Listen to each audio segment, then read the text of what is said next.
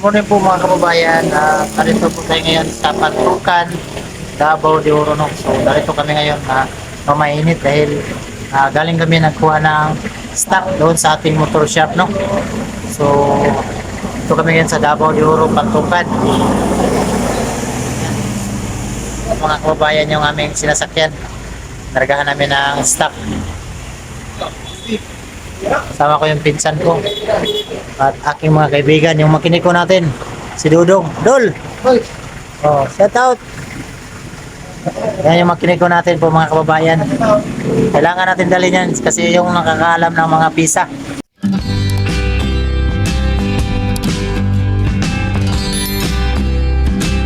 So yun mga kababayan, natapos na kami na mainit. So uwi na po kami papunta ng Davao Oriental. So ang driver namin yung aking pinsan, si Ildin. At yung makiniko natin, si Dudong. At aking kaibigan. So, tatawad tol. Ayan sila. Ayusin mo yung pagka-drive mo dyan. Pantukan, Davao de Oro. Dito kami ngayon sa Pantukan. Kasi ginawa namin yung stock natin. So, agad yung mukha namin dahil kanina umalis kami ng Davao Oriental siguro mga alas 5. So pauwi na kami po mga kababayan. Ang oras ngayon ay alas 11. So balik na kami doon kung saan kami nanggaling. No? Abangan nyo pagdating namin doon kasi ipakita namin yung aming nabiling mga staff doon sa ating pinagawang shop ng motor. Ano? So yun mga kababayan, at dito tayo sa ating pinagawang shop. So yun mga kasama ko, pahinga na. So nandito po yung ating mga galing ng Pantukan, Davao de Oro. No? So napakalayo yung kinuhaan namin ito. Doon talaga kami doon sa budiga kumuha para mga mura lang ba. So ito yung mga gulong natin. No? Mamaya kasi yung yabi nito na iwan, pinakuha ko pa doon sa aking pagmangkin. So dito na po kating na kami. Pakainit. Yung aming sinasakyan, bunggo. O ito tayo sa harap. Ayan yung harap. Marami naman tingnan sa labas. Ayan o. Marami naman tingnan pero kulang talaga to pag maraming customer. Ang ano nito, ikumpra natin ulit para marami pa ba managdagan yung mga stock pa natin. So may mga gulong natin, kompleto itong mga gulong. Dito pa yung mga pisa natin ang tawag nito, yung parang bao-bao yan o, brake lining, brake shoe. Yung bao-bao tawag nito, bao-bao. Yan. So galing po ito mga kababayan ng Davao de Oro. Ito yung mga pambalot natin ng mga upuan.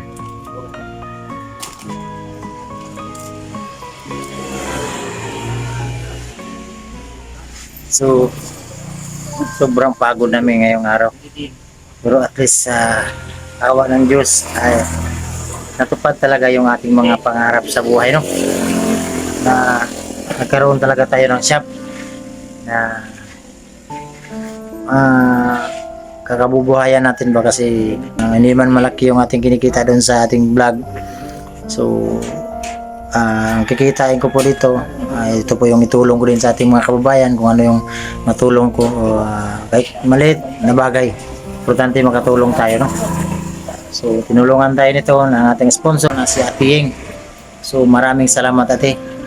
Tatupad talaga yung mga pangarap ko sa buhay kasi napakatagal ko talaga tong pangarap na magkaroon ako ng ganitong mga negosyo. Kahit maliit to pero at least may kikitain tayo na araw-araw ba na sa ating pangailangan sa pang-araw-araw, ano? So maraming salamat ating sa mga blessing mo na share sa akin talaga, no? So wala man akong maganti talaga sa iyo. Diyos na lang ang bahala sa iyo sa iyong kabaitan na nagawa mo sa akin. Mahagad yung mukha natin ngayon dahil galing umaga pa kami umalis dito kanina sa Davao Oriental. Siguro alas 5 pa tayo, mga ganun. So dumating kami ito mag alas 2 na. So nagplastar pa kami. Ito na ngayon yung aming nagawa. So bukas ay ribbon cutting na to. Kasi nga namin to. Ito yung importante man talaga. Magpasalamat sa Diyos palagi, no, kung ano yung mga biyayang dumating sa atin. Yung maliit na bagay, malaki man o maliit na dumating sa atin, unahin natin ang magpasalamat sa Kanya kasi lahat ng bagay dito sa ibabaw ng mundo ay siya yung nakakalam. Unahin natin siya ang pagpasalamat palagi sa Kanya, no? Lalo na sa ginamit niya na si Ating. So maraming salamat talaga, Ate.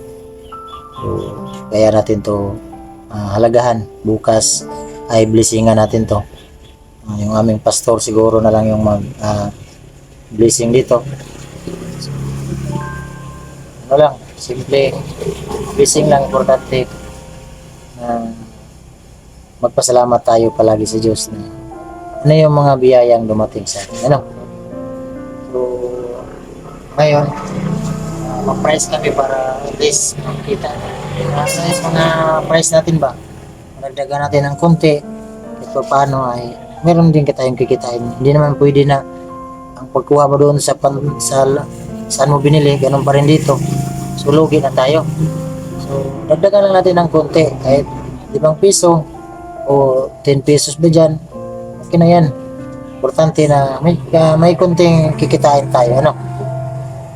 So, hindi naman tayo pwede mahalin dito kasi pag mahal kasi yung mga binta natin, may tendency yung mga tao, iiwasan tayo kasi sabihin nila na mahal dyan, hindi tayo dyan kasi mahal. So sa atin dito, bilang tulong, so mura lang. Hindi na sila pumunta doon sa bayan kasi kung doon sa bayan pa sila, yung pamasahe nila dito na lang. So yung mura lang para mabilis maubos yung ating stock na ating supply. So magkumpra tayo ulit. So, ganun lang, parang i-rolling lang ba. Kahit pa paano yung ating stock ay mabilis mabinta. Hindi yung may stock palagi kasi may stock yung puhunan mo, hindi ka maka-rolling. Ganun lang, kahit maliit lang to. Kasi hindi naman to, kumbaga sa negosyo kasi hindi naman racing na kailangan talaga sikap ka na ikaw yung mauna. Simple lang, importante permente. Palagi magpasalamat sa Diyos kasi number 1 talaga magpasalamat tayo na. So, ganun lang yung negosyo. By step ba? Pag yung gusto tayo malaki agad, so hindi ganun. Simple lang. Ano lang yung kaya? Kasi ito lang yung kaya natin. So, ito lang. Importante, may pagkakitaan tayo araw-araw. Ganon lang ang buhay ng simpleng tao. Ano? Tama ba ko? Tama kayo. Yan. Ito na po ito mga kababayan. At ito na yung compressor natin. At nabilihan na namin din ng hose. So ito yung mga kailangan talaga dito. Ganito ba? Parang ano to? Panghangin natin sa mga motor. Ganito ba? Oh. Ito yung mga kailangan talaga. At tapos yung ating kuryente ay ready naman. Ayan yung mga ating mga na-set up na kuryente. So ito mga kababayan, bukas ko na lang sasabihin kung magkano lahat ang ginastos talaga dito, no? Sa ribbon cutting ko na lang sasabihin kung magkano lahat ang ginastos ng ating shop. So ito yung mga ilaw. Ayan, napakaganda yung mga ilaw, parang para maliwanag.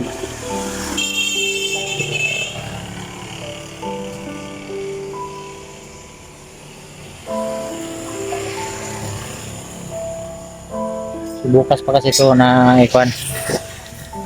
blessingan natin kasi ngayon alanganin na ng na-plastar lang kami tapos binablog ko para makita nyo, no? So ito mga kababayan yung harap. Ayan. Marami naman tingnan sa labas. Pero kung pasukin mo, parang dami pang space na pwede na paglagyan. So yun lang kasi yung ating pera. So yun ang ating budget. Yan lang muna, no? So ipag-pray natin sa Diyos na mabenta to para makaroling naman tayo. So ganun lang ang buhay. Ganun lang ang simpleng negosyo ba? Nang hindi tayo magmadali. Kasi pag ibigay sa atin ng Diyos, ay ibigay talaga yan.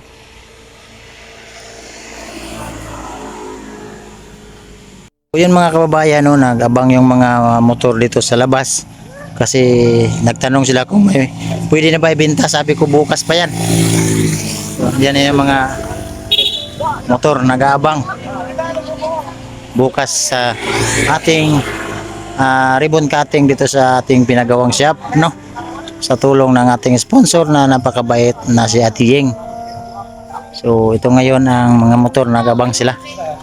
So kilid lang kasi ito ng kalsada mga kababayan, kaya tama yung ating ginawang shop dito. Mga motor, maraming motor dumadaan, no?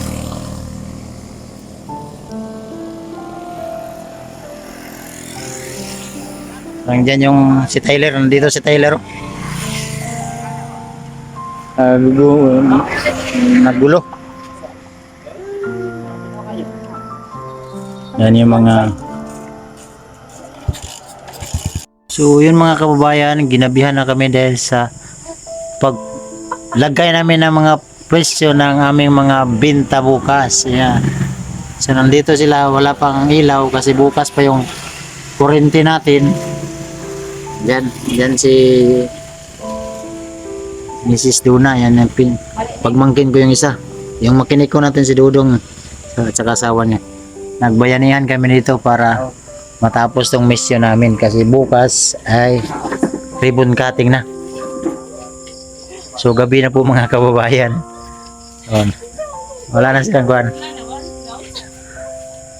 Si Duna. Naglagay kami ng price.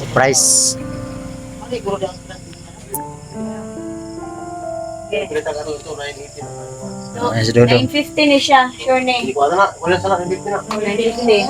Sige. So yan mga kababayan, at gabi na. So grabe yung haggard na yung pagmumukha namin. So ilayo natin, parang natakot ako sa mukha ko. Gabi na kasi. So ayan, wala pang ilaw. Kasi bukas pa to ikakabit ng turiko. So ready na po yan mga kababayan dahil ayan na. Ay pa na. Diyan sila. Yeah, dito ka oh. So abangan nyo bukas sa ribbon cutting. So dito ko na lang muna tatapusin ang vlog na to mga kababayan dahil gabi na. At maraming salamat. O bye-bye muna kayo dyan. Bye-bye. Babay na dun. 604. Bye-bye go. 6004. Go, bye-bye sa go. Go. Bye-bye. Horror go. So, nagsular muna kami mga kababayan, ayun, no? 604. So maraming salamat po siyempre sa ating mga charity viewers at siyempre maraming salamat kay Ate Yeng. Maraming salamat ate. At God bless yung lahat. Bye bye po. Kita-kits tayo bukas sa ribbon cutting.